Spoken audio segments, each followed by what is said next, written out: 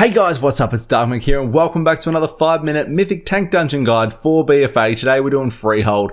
So you can actually shroud and skip this entire first area if you want all the way to the first boss. If you're not doing that, Untitled Enforcers cast Brutal Backhand. It's a 10-yard frontal cone attack. Face the mob away from your group, sidestep the ability to avoid the knockback. They also cast Shattering Toss. They're going to pick you up and throw you away, though it no longer drops aggro anymore.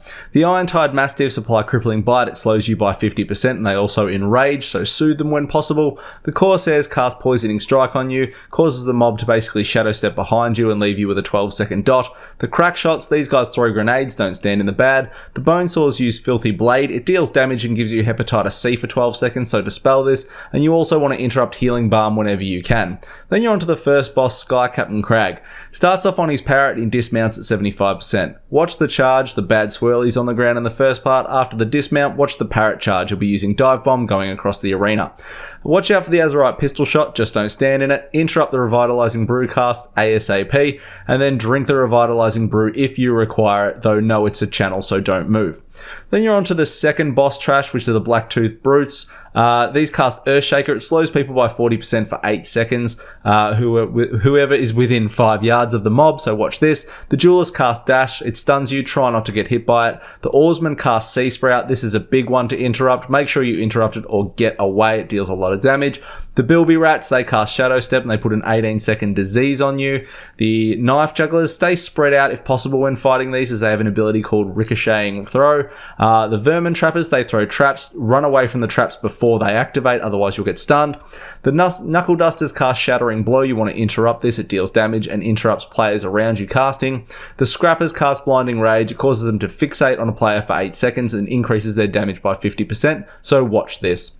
You want to get a buff coming across the bridge. There's going to be one of 3 events, which will give you a Pirate Hat, which removes one of the pirate from the council fight that you're going up to. It'll either be the Bilbies, the 2 highlighted Knuckle Dusters, or the Pug Dog, which you'll have to chase around for the event. Then you're on to the captains. Now it'll either be 2 of the 3 captains. It'll be Captain Rail, Captain Adora, and Captain Jolly, and you will fight 2 of the 3, changing each week. Captain Rail has Blackout Barrel. Whenever this happens, you want to switch to the person who gets put in a barrel. DPS the barrel down to get them back in the fight. Don't stand in the bad swirls in the ground from Barrel Smash. Captain Adora casts Powder Shot, always fires from her left to right. Try and get in a position where you are behind her to avoid all these, otherwise just run through to the right and take 1 tick. Captain Jolly has Cutting Surge, it's a charge, try not to stand in it. Also throws out blades which make whirlwinds and chase their way back to Jolly. If you can keep still long enough, the blade should return to Jolly and you don't have to keep kiting it around. From the event before, as I said, we deactivated one of the captains and we get a buff from that. So if Captain Rail is deactivated, we get a 15% damage boost provided we're in range of that, so try and keep in range of Rail. Captain Jolly gives a periodic 40% speed increase, and Adora stuns one of the captains periodically for 6 seconds. There's also going to be drinks being thrown by the bartender that also can buff your party and the bosses if they are stood within them. Then you're off to the Ring of Booty, so there's 2 new mobs on the way here, the Crushers and the Harpooners. The Crushers throw a boulder, don't stand in it. They also cast Ground Shatter, run away. The Harpooners will harpoon you, pulling you in whilst taking damage, so watch for this. Then you're onto the Ring of Booty, and the first bit is to catch a pig. Stand around the skeleton bones in the middle of the arena and all spam the shit out of the bones. You'll catch the pig quickly. Then there's Ludwig, move from the turtle shells, and then there's Throthack. Tank close to the blood puddles on the ground, making it easy for your melee if targeted to kite the sharks through the blood puddles to slow them down. Otherwise, run out of Sharknado, and that is pretty much it for this boss.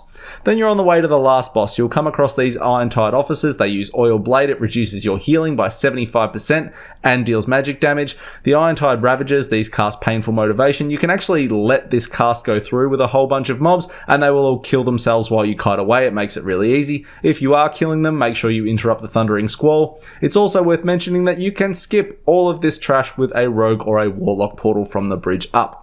Then you're on to the last boss, which is Harlan Sweetie. We skip all the trash and we tank it in the corner over here. Harlan casts Cannon Barrage. It goes on a non-tank player, puts bad stuff on the ground. You just want to make sure you're not standing in it and the boss is in an accessible position. He's also going to cast Swift Wind Saber, puts out 3 wind blades, knocks you back if you get hit, so again, watch where the left up mobs are or fire on the ground.